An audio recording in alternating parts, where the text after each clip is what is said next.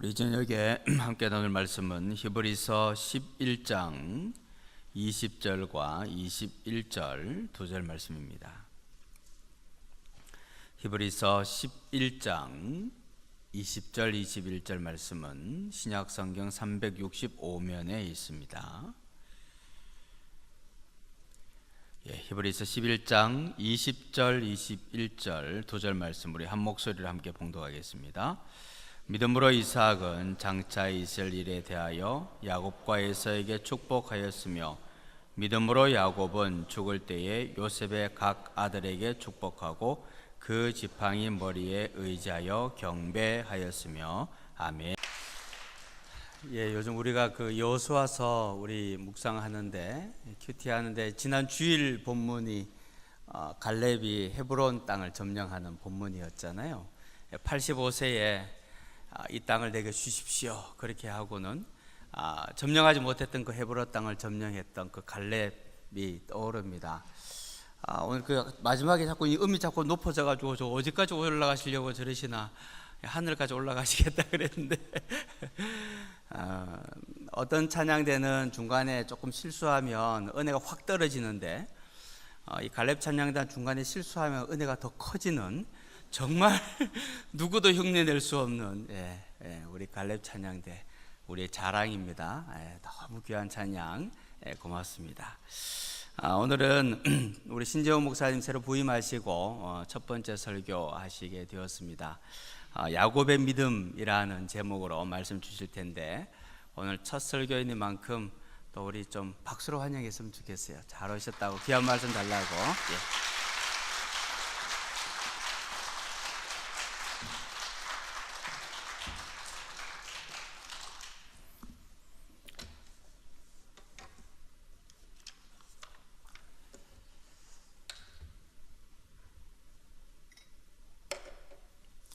야곱은 성경에 나와 있는 인물 중 가장 사기를 잘 치는 사람입니다. 그래서 야곱이라는 이름을 들으면 우리가 흔히 떠오르기를 희대의 사기꾼, 이런 생각을 할 수밖에 없습니다. 자기의 이익을 위해서 수단과 방법을 가리지 않는 사람, 자기가 얻고자 하는 것을 얻기 위해서는 어떤 것이라도 마다하지 않는 사람이 바로 야곱이었습니다. 오죽했으면 그 어머니 리브가의 태에 있을 때 막 이제 출산하는 과정에서 그 형보다 빨리 나오겠다고 발 뒤꿈치를 붙잡고 나왔을까요? 그런 어떻게 보면 사람이라고 할 수 없는 그 아기, 사람으로서의 구실을 할 수도 없고 그리고 의지도 나타내지 못하고 말귀도 알아듣지 못한 아기가 그런 행동을 했다는 것만 봐도 이 야곱이 어떤 성품을 가지고 있는지 얼마든지 알 수 있습니다.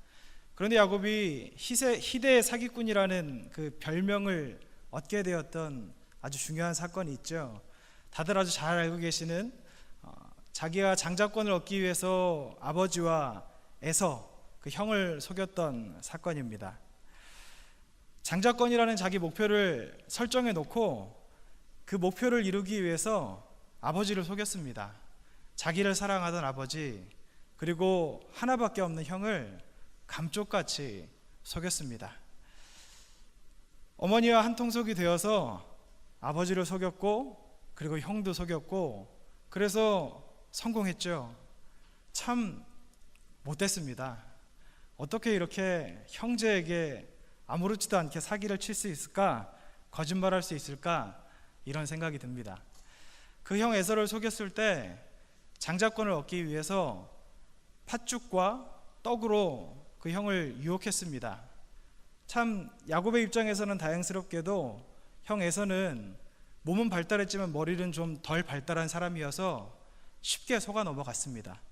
그래서 이 장자권을 사실 아무것도 아닌 이 음식인 팥죽과 떡과 바꾸게 되었고, 이 야곱의 계획은 어렵지 않게 성공할 수 있었습니다. 그리고 또 한 번 속이게 되죠. 그 아버지를 속이기 위해서 변장을 하고, 그리고 목소리까지 형의 흉내를 내가면서 복을 받기 위해서 아버지를 속였습니다. 이 계획이 성공하고 나서 그 어머니 리브가와 야곱은 아마 속으로 쾌재를 불렀을 것입니다. 자신들이 원했던 목표를 달성했고 어려움 없이 어렵지 않게 달성했기 때문에 아마 굉장히 기뻤을 것으로 보입니다. 그런데 여러분, 야곱과 리브가 입장에서는 기쁜 일이었겠지만 그 속임을 당한 이삭과 에서의 입장에서는 어떨까요? 사기 친 사람은 발 뻗고 자도 사기 당한 사람은 반대군요. 사기 당한 사람은 발 뻗고 자도 사기 친 사람은 발 뻗고 못 잔다는 이야기가 있지만 야곱은 안 그랬을 것 같습니다. 여러분, 야곱의 전 생애를 보면 아마 얼마든지 그 상황에 편안하게 잤을 것 같습니다. 야곱이 그렇게 자기의 목표를 달성했고 기쁘게 있었을 때 이 에서의 입장은 어땠을까? 여러분, 에서의 입장에서 이 야곱이 친 사기, 거짓말은 어마어마한 것이었습니다. 사실 장자권이라는 별로 눈에 보이지 않는, 그러니까 손으로 잡을 수 없는 것이었기 때문에 아무것도 아니라고 생각하지만, 여러분, 야곱이 장자권을 얻고 난 다음에 어떤 복을 받았습니까? 자신만 잘된 것이 아니라 자신의 자손 대대까지 복을 받았습니다. 만약 이것을 돈으로 환산한다면 얼마쯤 될까요? 혹시 생각해 보신 적 있으십니까?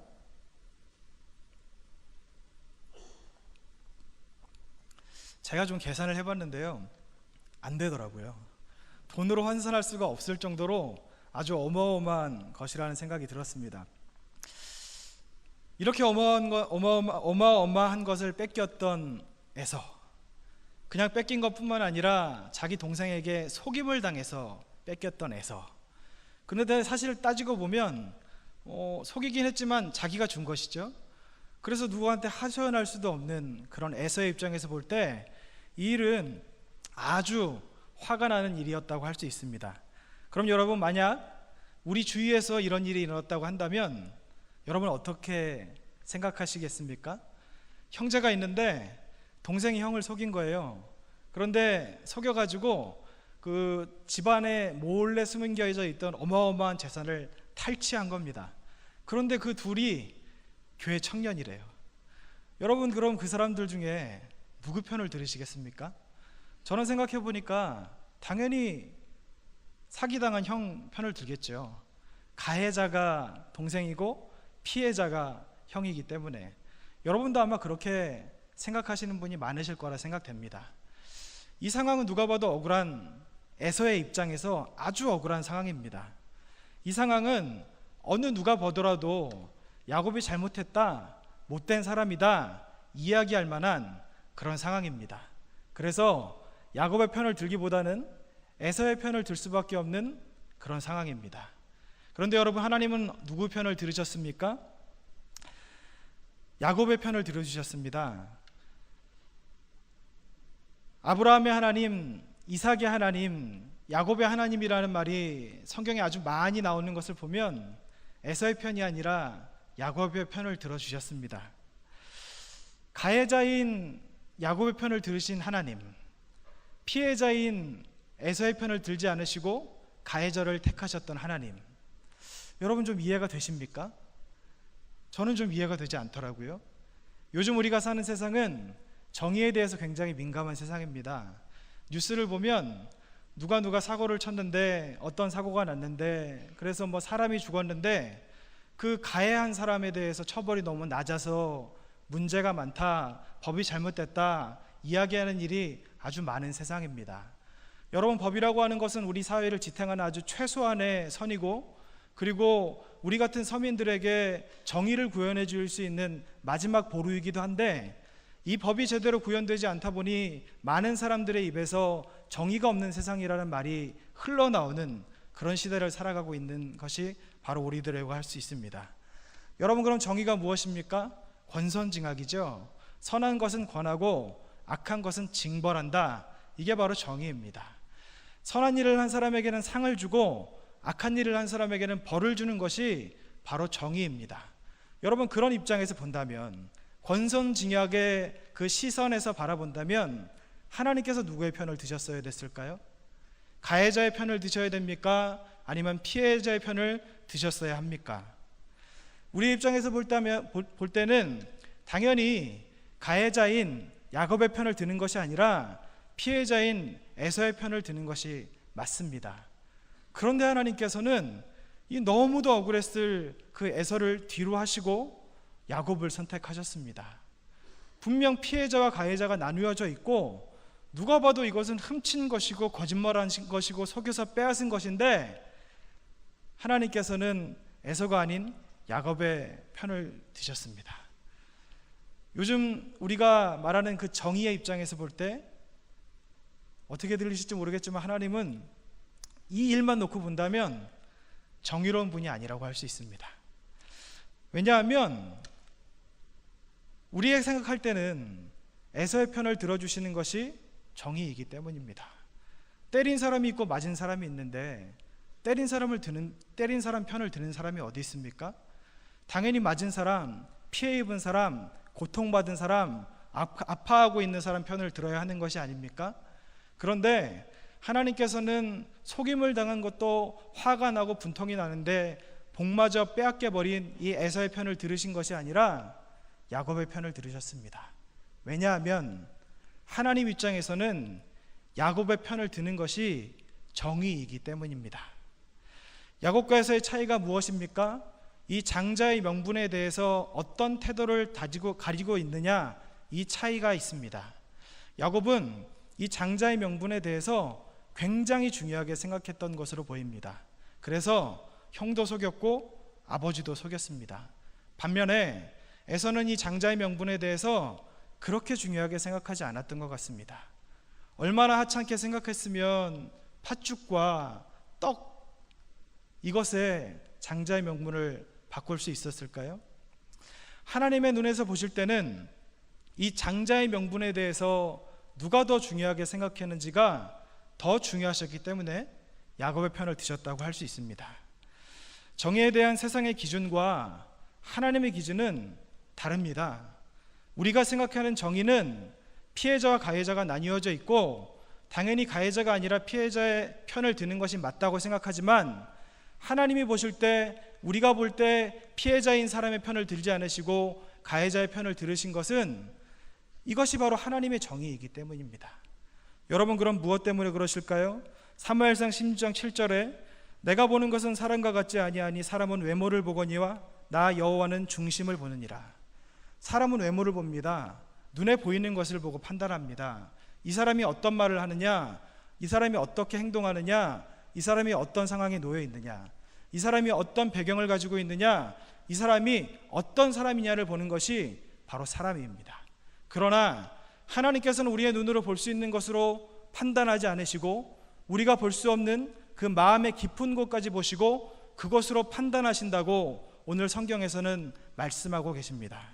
전도서 12장 14절에 하나님은 모든 행위와 모든 은밀한 일을 선악간에 심판하시리라.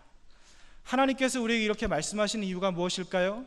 우리가 성경에서 판단하지 말라, 남에게 정죄하지 말라, 이런 말씀을 많이 듣는데 우리에게 판단할 자격이 없기 때문이라고 말씀하시고 오직 선악간에 판단하실 리가 하나님이시라고 알고 있는데, 여러분, 그 이유가 무엇인지 아십니까?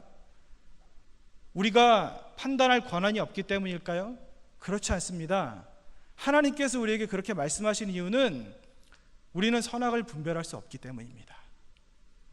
우리가 생각하는 선이 하나님께 악이 될 수 있고 우리가 생각하는 악이 하나님께 선이 될 수 있기 때문에 우리가 가지고 있는 기준으로 무언가를 판단한다면 기준 자체가 틀렸기 때문에 그 판단은 결코 옳은 것이 될 수 없습니다.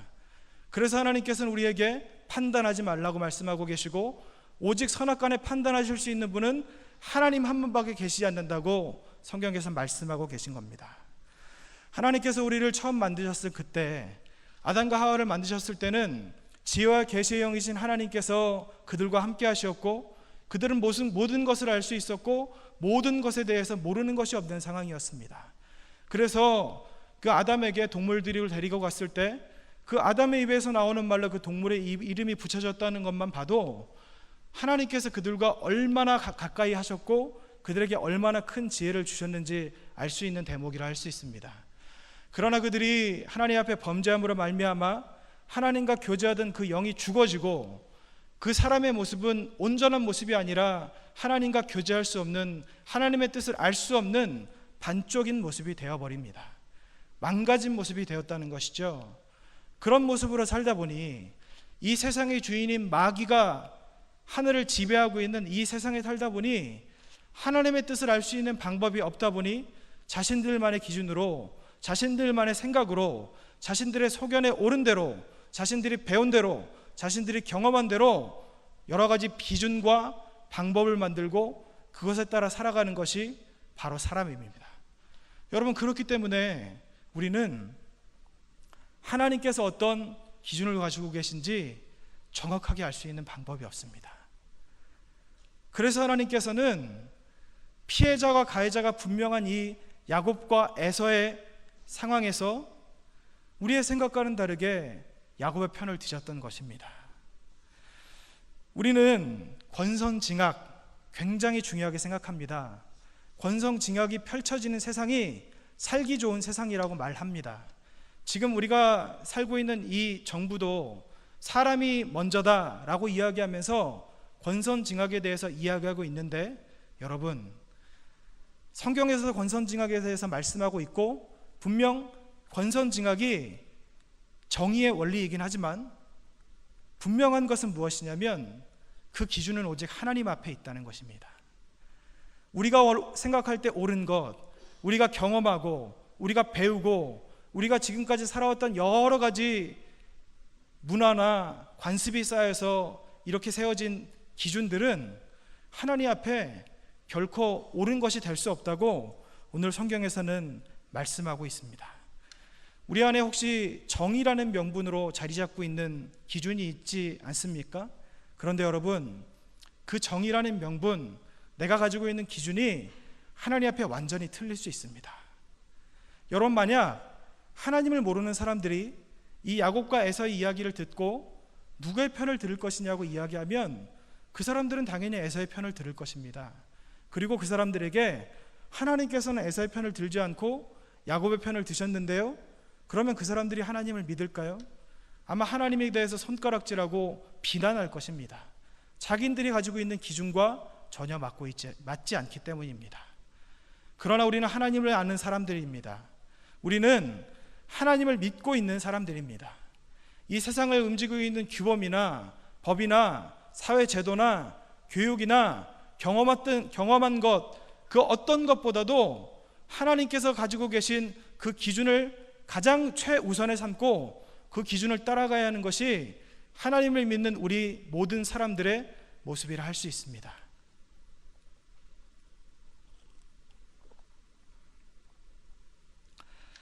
그럼 하나님께서는 이 야곱을 어떤 기준으로 선택하셨을까요? 하나님께서 우리를 선택하시는 기준은 한 가지밖에 없습니다. 우리의 학벌도 아니고 우리의 재산도 아니고 우리의 인품도 아니고 우리의 얼굴도 아닙니다. 하나님께서 우리를 선택하시는 기준은 딱 한 가지, 믿음밖에 없습니다. 믿음이 없이는 하나님을 기쁘시게 할 수 없다 그랬고, 성경의 많은 인물들이 했던 행동들을 보시면서 하나님께서 말씀하셨던 것은 이 사람의 믿음을 의로 여기셨다고 성경에서 말씀하고 있습니다. 여러분, 하나님께서 그럼 야곱을 선택하셨던 기준이 무엇일까요? 바로 믿음입니다. 믿음이 있었기 때문에 하나님께서는 야곱을 선택하셨고, 이 야곱의 자손들에게 하나님의 자손이 될 수 있는 그런 귀한 영광을 주셨습니다. 그럼 에서는 믿음이 없었을까요? 믿음의 사람 이삭, 그 리브가의 스라에서 컸던 그 에서, 날마다 하나님의 이야기를 들었지 않겠습니까? 어렸을 때 그 아버지 이삭이 이야기할 때 할아버지가 예전에 나 산에 끌고 가서 칼로 죽이려고 했어, 이런 이야기도 하지 않았겠습니까? 그리고 때가 되면 제사들이 하나님 앞에 제사하고 날마다 하나님의 그 이름을 입에 달고 살았겠지 않습니까? 에서는 그런 환경에서 컸을 것입니다. 날마다 하나님에 대해 알고 있었고 하나님에 대해서 전혀 이질감 없는 그런 문화 속에 컸을 것입니다. 그러나 입으로 하나님을 말했을지는 모르지만 에서는 그 마음에 믿음이 없었습니다. 만약 믿음이 있었다면 장자권에 대해서 하나님께서 장자에게 주시는 그 고유한 권한, 그 복을 이렇게 소홀하게 여길 리가 없었을 것입니다.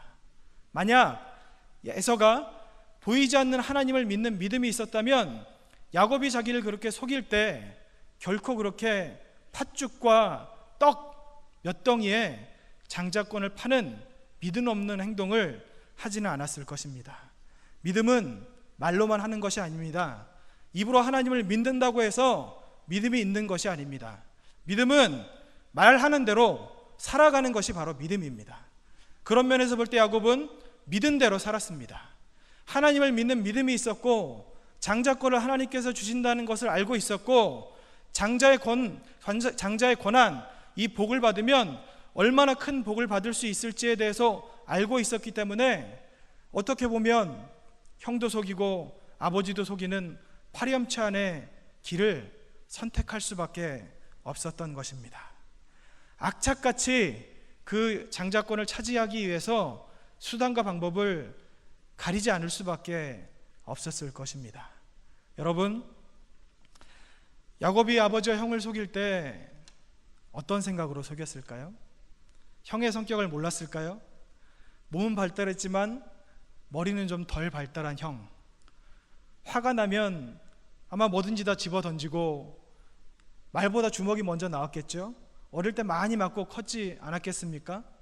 그런데 이렇게 큰 일을 벌였으니까, 그 형한테 이렇게 엄청난 일을 저질렀으니까 그 형이 어떻게 나올 것이라는 것을 아마 알 수 있었을 것입니다.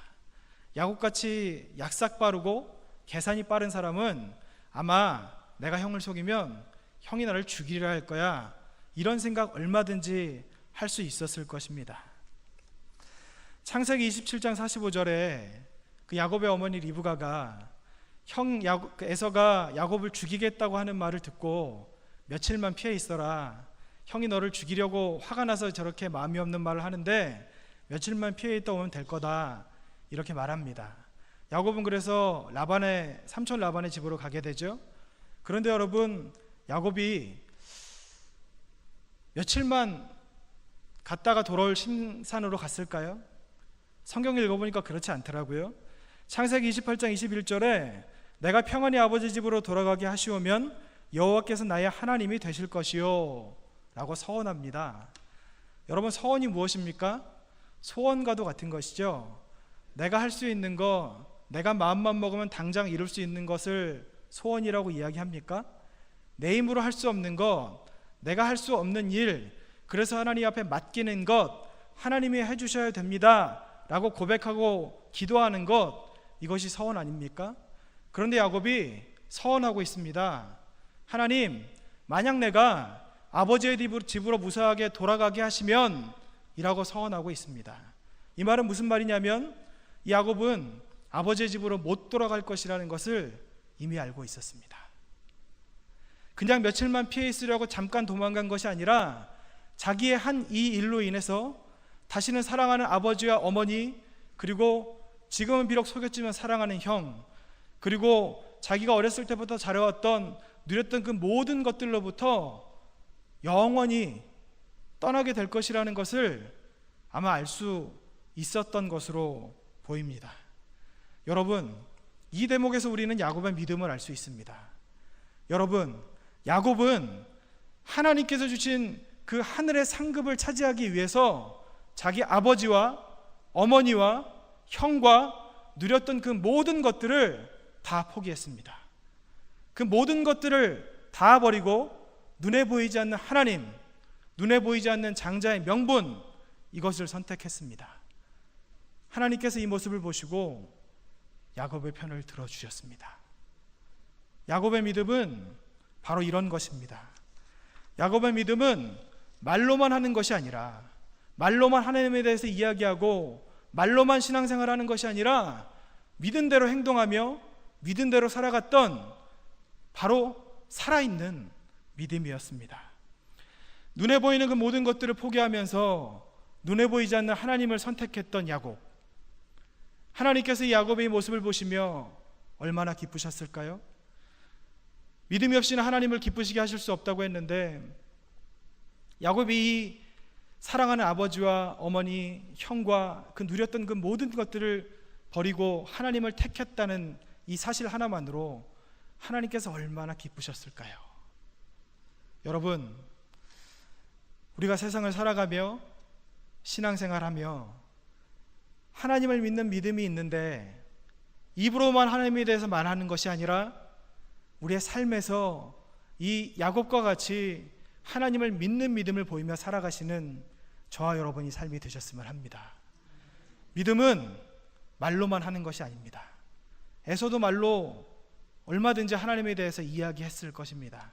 그러나 중요한 순간이 오니까 하나님과 세상, 장자권과 팥죽, 눈에 보이는 하나님과 눈에 보이는 음식, 이 둘 중에 하나를 선택해야 될 때 이 에서의 믿음은 땅바닥에 떨어지고 짓밟혔습니다. 믿음이 없었던 것이죠. 만약 여러분, 우리가 하나님 앞에 신앙생활한다 하면서 교회에서는 믿음 있는 것 같이 행동하고 교회에서는 하나님밖에 없는 것 같지만 이 예배당 문을 열고 집으로 돌아가서 나의 삶의 자리에서, 삶의 터전에서 교회에서 고백했던 것 같이 하나님을 믿는 믿음을 지키지 못하는 그런 연약한 우리의 심령들이 있다면